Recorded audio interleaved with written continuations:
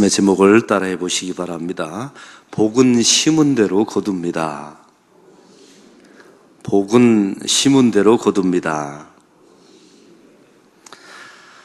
제가 목회를 하거나 설교를 할 때 이 복이라는 단어를 굉장히 절제를 합니다. 왜냐하면 이 한국교회가 기복주의 신앙 때문에 망가진 부분이 너무 많기 때문에 그렇습니다.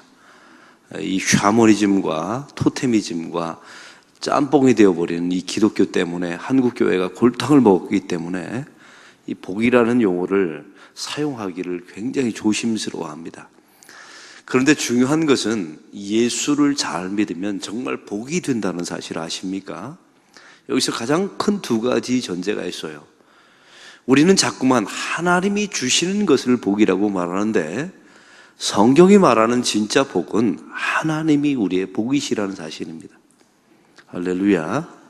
이게 기독교의 가장 중요한 신앙의 정신이에요. 하나님께서 주시는 부산물들이 복이 아니라 하나님 자체가 우리에게 복이라는 사실이에요. 이걸 기복주의를 이겨내려면 이걸 가장 큰 신앙의 중심으로 삼으셔야 돼요. 그러니까 다시 말하면 다른 것 아무것도 안 주어도 하나님만 계시면 그것이 나의 복입니다 라고 말할 줄 아는 사람, 그 사람이 죽음 앞에서도 신앙을 포기하지 않습니다. 여러분, 이 신앙을 한국교회가 우리 성도들이 회복하셔야 합니다. 또 한 가지는 은혜와 복을 분명하게 구분하셔야 합니다. 이 구원을 은혜로 주셨다고 말씀하시죠. 이것은 전적으로 하나님 하시기 나름이에요. 구원받는 것, 우리를 만세전부터 당신의 신부로 예정하시는 것, 이건 전적으로 하나님 하시기 나름입니다. 그러나 이 땅에서 복을 받는 것은 우리 하기 나름이라는 사실이에요. 여러분, 율법을 제가 항상 드리는 말씀이죠. 율법을 주셨을 때 시내산 밑에서 출애굽시켜놓고 율법을 주셨을 때 하나님 좋으라고 주셨습니까? 우리 좋으라고 주셨습니까? 우리 좋으라고요. 그거 지키면 우리가 복이 되나요? 하나님께 복이 되나요? 우리에게 복이 됩니다. 여러분, 이런 전제예요. 그래서 구원과 은혜는 전적으로 우리가 노력한다고 해서 얻어지는 게 아니에요. 그건 만세전부터 신랑 되신 주님께서, 신랑 되신 예수님께서 신부된 우리를 만세전부터 아무 조건 없이 선택하시고 예정하시사 우리를 구원해 내시죠. 결국 이건 하나님 하시기 나름 아닙니까? 그러나 이 땅에서 우리가 누리는 복은 우리 하기 나름이라는 사실입니다. 미신과 기독교의 차이점을 아십니까? 아주 어떤 신학자가 아주 명확하게 구분해왔더라고요. 미신과 기독교의 복에 관한 가장 큰 차이가 있다. 미신은 복 받을 짓은 하나도 안 하면서 복 달라고 말하는 것이 미신이고, 기독교는 복 받을 짓을 하면서 복을 달라고 말하는 것이 기독교다. 이렇게 구분해 놓은 신학자를 제가 본 적이 있습니다. 거의 정확합니다, 이거는. 오늘 말씀을 통해서 그러면 우리가 이 땅에서 율법을 지킴으로 얻는 이 복은 파종의 원리와 똑같다라고 우리는 성경은 말합니다. 이걸 뿌리는 대로 거둔다. 인과의 법칙이 이 복에 관해서는 통한다는 것이죠. 은혜에 관해서는 인과의 법칙이 통하지 않습니다. 왜? 우리가 구원을 뿌리지는 않았거든요. 우리는 거두었을 뿐이에요. 그러나 복에 관해서는 뿌린 대로, 심은 대로 거둘 수밖에 없다는 사실입니다. 오늘 성경의 그래서 7절은 가장 핵심적인 단어로 7절은 이렇게 말합니다. 다 같이 읽겠습니다.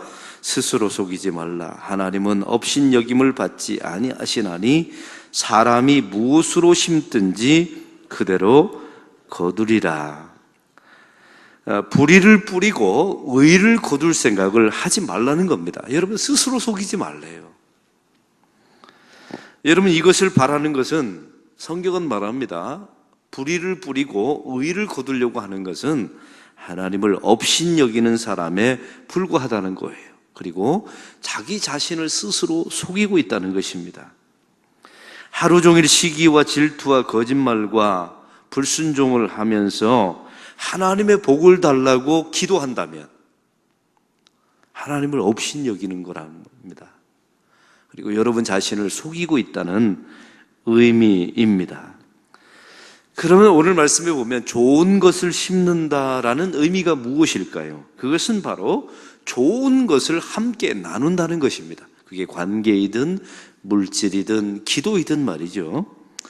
그래서 오늘 성경은 뿌리는, 나누는 대상을 성경은 분명하게 말합니다. 누구에게 뿌려야 되는가? 우리가 나누는데 우리가 무엇인가를 뿌려야 되지 않습니까? 어떤 사람은 구제의 물질을 뿌리기도 하고 어떤 사람은 기도를 뿌리기도 하더라고요. 이렇게 주변 사람을 중보기도 해주기도 하고. 이 뿌리는, 나누는 대상을 성경은 딱 두 가지로 말씀하고 있습니다. 오늘 6절의 말씀을 다 같이 읽겠습니다. 가르침을 받는 자는 말씀을 가르치는 자와 모든 것을 함께 하라. 말씀을 받는 자와 말씀을 가르치는 자가 함께 나누라는 것입니다. 여러분, 옛날에 부흥사 목사님들이 이 말씀을 이렇게 써먹었어요. 목회자들한테 잘해야 복 받는다.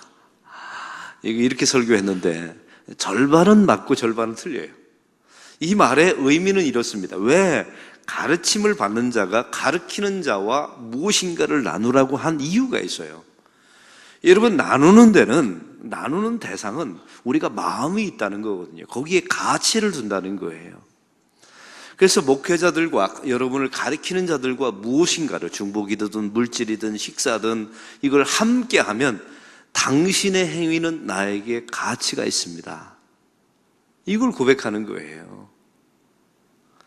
여러분, 그런 사람에게는 중요한 게 있어요. 가르치는 자의 가르침이 들립니다. 이게 중요해요. 왜? 가치를 두었거든요. 그래서 저희 집안의 예를 들겠습니다. 저희 집안의 두 아이는 다 교회 학교 교역자가 있고 스승이 있어요. 저희 아이들은 저희 가정이 지금 25년 동안 키우면서 가지고 있는 원칙이 있습니다. 스승의 주일이 되면 반드시 제 아내가 백화점에 가서, 시장에 가지 않고 백화점에 가서 가장 좋은 선물을 준비합니다. 자기 담임 선생님과 교회 학교에, 학교 선생님한테는 안 줘요. 요즘은 김영란법이 걸리기 때문에. 근데 교회는 안 걸리거든요. 그래서 담임 선생님과 우리 아이를 가르치는 교역자의 선물을 준비합니다. 가장 좋은 것으로. 그래서 매 스승의 주일날 아이를 통해서 교역자한테 보냅니다. 이것을 거의 25년 동안 해왔어요. 여러분, 이 일을 왜 할까요? 저는 제 아이에게 가르쳐주고 싶은 게 있어요. 학교 선생님보다 너한테 말씀을 가르쳐주는 교사와 교회 학교 전도사님이 훨씬 더 귀한 분이다. 그걸 어떻게 증명하냐면 이 선물을 봐라. 이걸 말해주고 싶은 거예요. 그러면 제 아이가 그걸 갖다 주면서 무슨 생각을 갖겠습니까? 이분이 귀하긴 귀한가 보다. 이런 생각이 들면서 그 선생님, 그 목회자가 전하는 복음을 잘 듣습니다. 그럼 묻습니다. 누가 복을 받는 겁니까? 제 아이가. 부모의 가르치는 자에게 가르침을 받는 자가 함께 나누면서 제 아이가 그 복을 받아요.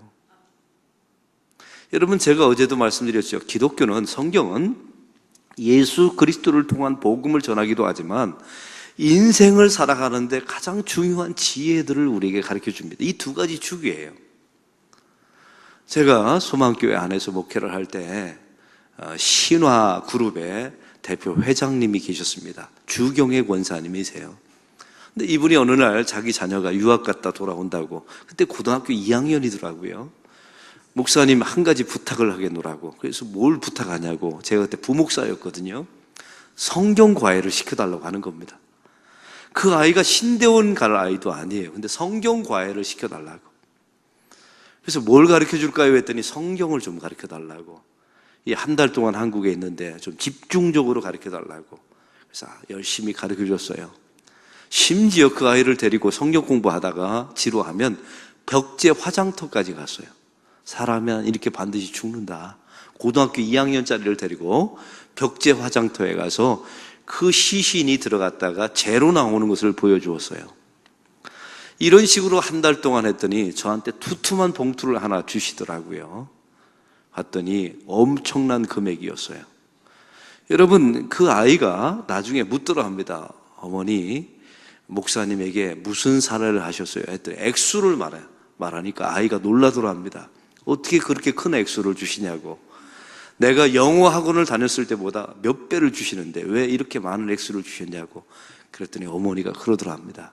네가 듣는 성경은 그렇게 가치가 있는 것이다. 대단합니다. 여러분, 이런 교인들이 있어요.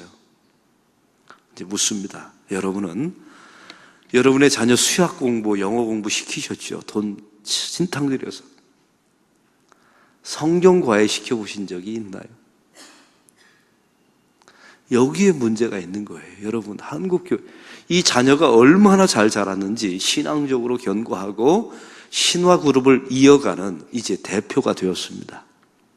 사랑하는 성도 여러분, 자녀 교육과 자녀의 복은 저절로 되는 게 아니에요. 뿌린 대로 거두는 겁니다.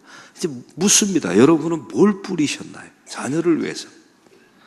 이걸 성경은 우리에게 묻고 있는 겁니다. 또한 우리가 무엇인가를 나누는, 이제 뿌려야 되고 나누는 대상은 두 번째는 믿음의 가정들에게 착한 일을 하라라고 10절에 나와 있습니다. 다 같이 읽겠습니다. 그러므로 우리는 기회 있는 대로 모든 이에게 착한 일을 하되 더욱 믿음의 가정들에게 할지니라. 아멘. 여러분, 이 원뜻을 보면 이렇습니다. 우리는 자꾸만 뿌릴 때 두 가지 사람에게 자꾸만 뿌리려고 해요.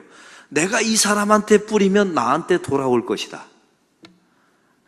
여러분, 그걸 하나님이 잘 알고 계세요. 그래서 그건 복이 안 되게 만들어 버리십니다. 왠 줄 아세요? 내가 저 사람을 뿌리고 도와주면 저 사람이 언젠가 나를 도울 거다라고 생각합니다. 그런 대상은 여러분이 1순위가 아닙니다. 수많은 사람들이 그 사람에게 뿌려요. 그러니까 여러분 아무리 많이 뿌려도 그 사람에게는 1순위가 아니에요. 그래서 우리에게 정말 복이 되려면 두 가지 사람에게 뿌리셔야 돼요. 절대로 갚을 수 없는 사람에게. 그 사람이요, 하나님께 기도함으로 갚거든요. 이게 우리에게 복이 되는 거예요. 여러분, 그 사람이 가장 어려운 사람에게 여러분이 도우면 그 사람이 언젠가 잘 됐을 때 여러분을 가장 먼저 돕습니다. 왜요? 내 인생에 저 사람이 1순위였거든요. 또한 두 번째, 가장 가까이 있는 사람에게 뿌리라 합니다. 멀리 있는 사람에게 뿌리는 것도 중요해요. 나쁘진 않아요. 근데 성경은 말합니다. 가장 가까이 있는 사람에게 뿌려요. 왜? 나를 너무나 잘 알아요. 이런 관계를 통해서 결국 여러분의 인생길과 여러분의 자녀의 인생길이 열린다는 사실이에요. 여러분, 저의 목회의 길을 가장 열어줬던, 제가 소망교회 가는 것, 우리 안락교회 가는 길을 아주 결국 하나님이 인도하셨지만 그 길을 연결시켜줬던 사람은 제 가장 가까이 있었던 사람이에요. 만약 제가 그 사람들과 좋은 관계를 맺지 않았더라면 제 길은 여기까지 올 수 없었어요. 여러분에게 묻습니다. 이게 저만의 일입니까? 아니요. 이 성경은 참 위대한 진리를 가지고 있어요. 가장 가까이 있는 사람에게 뿌리라는 겁니다. 그리고 도저히 갚을 수 없는 사람에게 뿌려요. 그리고 여러분에게 복음을 가르치는 자에게 뿌리면 우리가 거두든지 아니면 우리가 못 거두면 우리의 자녀들이 거두게 된다는 겁니다. 하나님이 약속하신 거예요. 할렐루야. 이제 묻습니다. 이런 방식으로 뿌리셨나요? 뿌렸다면 여러분 당대의 복이 있든지 여러분의 자녀에게 하나님의 복이 있을 겁니다. 여러분의 자녀가 그걸 거둘 거예요. 그 관계의 복, 여러분의 기도의 복을, 말씀의 복을 다 거두게 될 겁니다. 이걸 뿌리지 않았다면, 내가 저 사람에게 도움을 받을 사람에게 뿌렸다면 여러분은 하나도 못 거둘 겁니다. 왜냐하면 그 사람들은 여러분에게 갚아주지 않아요. 이걸 잊지 마시기 바랍니다. 그러면 오늘 성경은 말합니다. 뿌리는 씨앗이 무엇이냐는 겁니다. 육체를 위하여 심으면 썩어질 것을 거두고 성령을 위해서 뿌리면 영생의 것을 거둔다라고 오늘 성경 8절은 말씀하고 있습니다. 여러분, 이게 뭘까요? 인간적인 생각을 하고 내가 저 사람을 도우면 저 사람이 나를 도울 거다, 이게 육체를 위해서 심는 거예요. 그러면 썩어질 것을 거둔다 합니다. 그런데 우리 심령 속에 이건 우리 육체의 생각이 아니에요. 성령님께 물어보는 겁니다. 하나님, 저 사람은 나에게 도우면 돌려줄 것 같은데 저 사람과 도저히 돌려줄 것 같지 않은 능력이 없는 사람이 있다면 누구를 도울까요? 하면 성령님은 뭐라고 말씀하실까요? 당연히 돌려줄 가능성이 없는 사람에게 도우라고 하죠.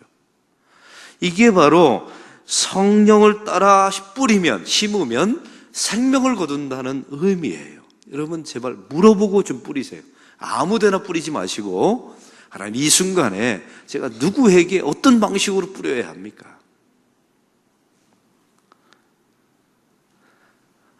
우리가 인생을 살아가면서도 마찬가지입니다. 누군가가 나를 도와요. 근데 내가 정말로 어려울 때 돕는 사람이 있고, 어떤 사람을 보면요, 나를 통하여, 우리를 통하여 이득을 보려고 뿌리는 사람을 만나는 경우가 있어요. 그러면 기분 나쁩니다, 사실은. 그걸 제가 무엇인가를 가졌음에도 불구하고 기분이 나빠요. 왜요? 이건 나를 이용해 먹는 거거든요. 여러분, 그걸 알까요, 모를까요? 다 압니다. 사람이 왜 모릅니까? 이걸 구분하셔야 돼요.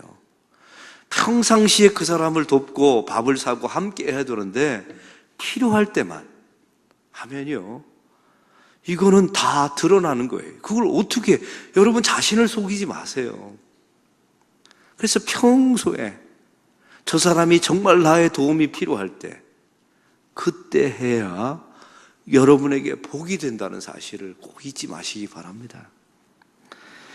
오늘 성경은 말씀하십니다. 그러면 의를 거두는데 내가 뿌리면 바로 거둘 수 있습니까? 9절의 말씀, 이제 결론입니다.